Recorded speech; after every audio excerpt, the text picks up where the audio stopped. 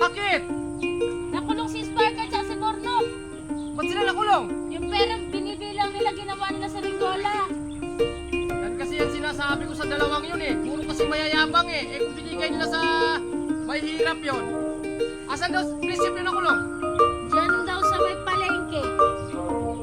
Yan ang sinasabi ko, magagalit yung Bangko Sentral dyan sa kanila eh.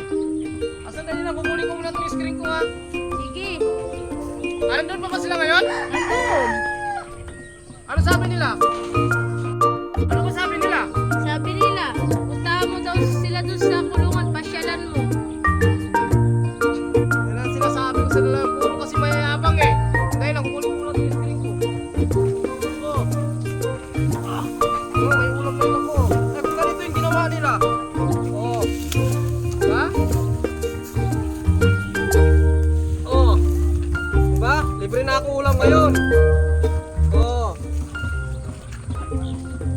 Puro kasi kayabangan eh.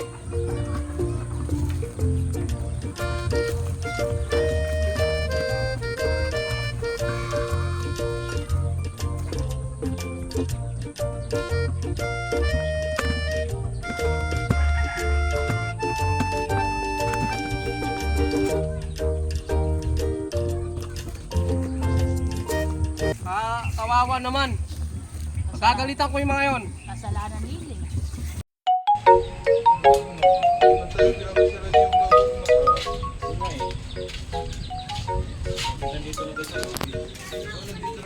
Oh, ano nangyari? So, may ginawa na naman kasalanan. Ano ba kasi yung nangyari at ano bang ginawa niyong dalawa? Bakit kayo nakulong dyan? So kasi gumawa ng saranggola. Oh, Anong nga ko na naman ang gumawa ng saranggola? Ikaw gumawa ng saranggola? ano ginawa niyo ba sa Ranggola? Pera.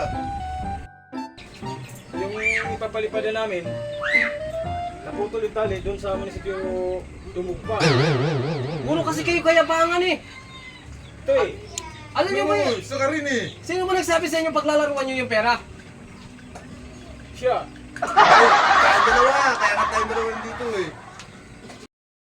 Yung gumaya lang kami sa labi sa iba.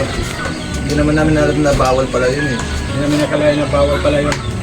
Alam mo yung pera ang pinaglaruan nyo, yung pinagmamayabang nyo, eh kung ibinigay nyo sa mahirap yun, tuwang-tuwa pa sila sa inyo yun. Marami pang blessing bumalik sa inyo. Bagay lang sa inyo yan, nakulong kayo dyan, puro kayo kayabangan eh. Sige. Kasi, Ano naman? Lalo ka na, kayong dalawa talaga no, puro lang talaga kayo kalukuhan yung alam nyo. Sabi kasi niya, alam daw ni Ongga eh. Anong alam? nung sinabi mo naman ang sinabi. Pinuntahan lang ako ni Lulining sa dun sa ilog ng isda ko. Ang sabi niya nandun daw kayo sa kulungan, nakulat ako. Sabi niya, paingitin natin si Ongga. Ito masasabi ko sa inyo ha, ang pera, pinaghirapan natin yan, ha?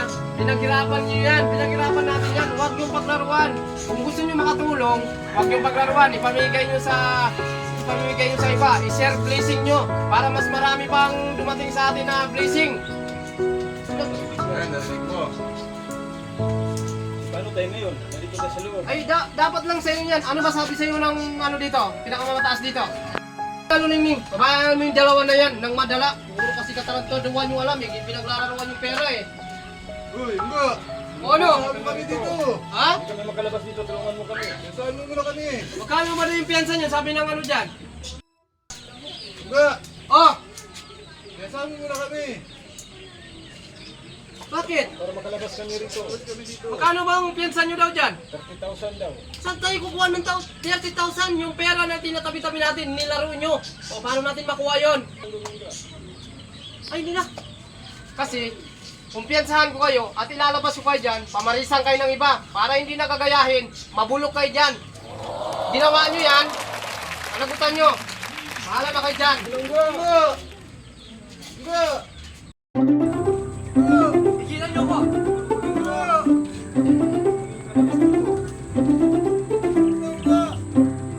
Bahala kayo dyan. Tara na, Ulolining. Ginawa nyo yan.